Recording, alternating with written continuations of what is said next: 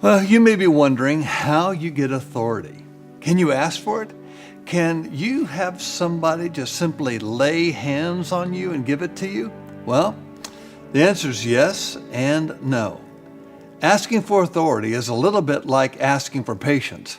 God doesn't give you patience, He gives you tests. But then once you master those tests, it leads to greater patience. Asking God for more authority is a good starting point. At least you recognize the need for it in your life. But ultimately, what you're asking for is more authority, and what does that lead to? Well, I think it leads to what I call the crescendo of obedience. What do I mean by that? It just simply means you start with small acts of obedience, they grow to larger acts of obedience. God will ask you to do something. You'll obey, and then He'll ask you to do something a little bit harder. You'll obey, and then He'll ask you to do something a little bit harder, and you'll obey Him again. See, this is what the crescendo is. It brings you closer to God because your obedience brings relationship.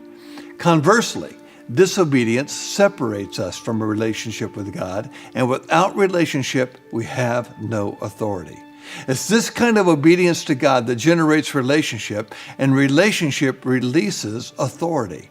This is how it happened with Jesus. He learned obedience through the things that He suffered.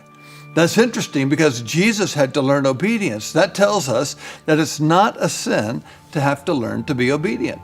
There's a certain amount of grace to walk out this process of obedience with God.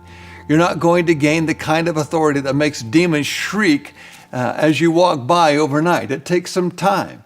You're going to gain what I call relational authority through this crescendo of obedience, starting with doing the small things He asks you to do, such as prayer, for example. See, even when you think there's no time to pray, pray anyway if God's asking you to do it. Your test of obedience just might be to learn to trust more in the value of prayer than in the value of what you're doing that you feel you won't get done if you take time to pray. Perhaps obedience was behind Jesus continually saying that He did only what He saw the Father doing. Jesus did nothing if the Father was not doing it. So authority comes through obedience comes through relationship, and relationship takes time. I have many young leaders that come to me and ask me if there's a shortcut to this process, and I tell them, yeah, absolutely there's a shortcut. All God does is He takes all those trials and He crams it into a shorter amount of time. So you don't have any hurdles removed from you. You just take the hurdles that were this far apart, and now you put them this far apart. So in a shorter period of time, you go through more tests. And one of the big tests God is taking many through today involves the whole idea of emotional pain. There's developing in this country what I call a pain avoidance teaching. This doctrine says that since God is love, He would never want us to experience pain. Overcoming pain is one of the things that makes God justified in promoting us. It's what justifies Him giving us authority over the enemy. It's not that God gives us the pain, it's that we overcome the enemy who wants to instill that pain. There's another reason a pain avoidance teaching in the church today really bothers me, and it's because it's a slap in the face to the martyrs that the world is now starting to see once again. These people selflessly risk death to worship God or even to own a Bible. I remember hearing a story of a pastor in China who was told by an American pastor that his church was praying for them, specifically that the persecution of the underground church in China would end. The Chinese pastor responded to that pastor by saying something very, very strange. He said this, "Please don't pray for persecution in my country to come to an end.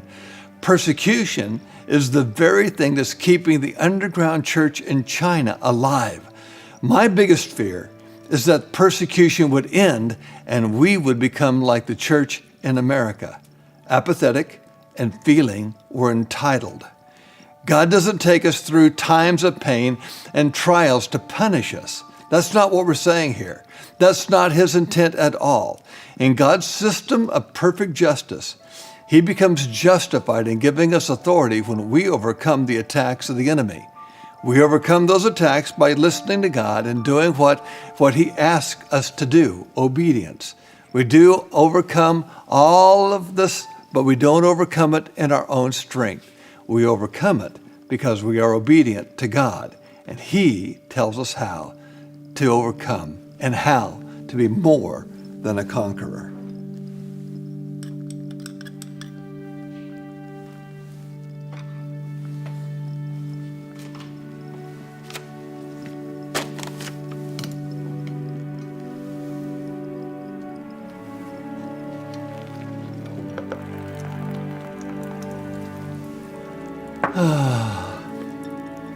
Coffee.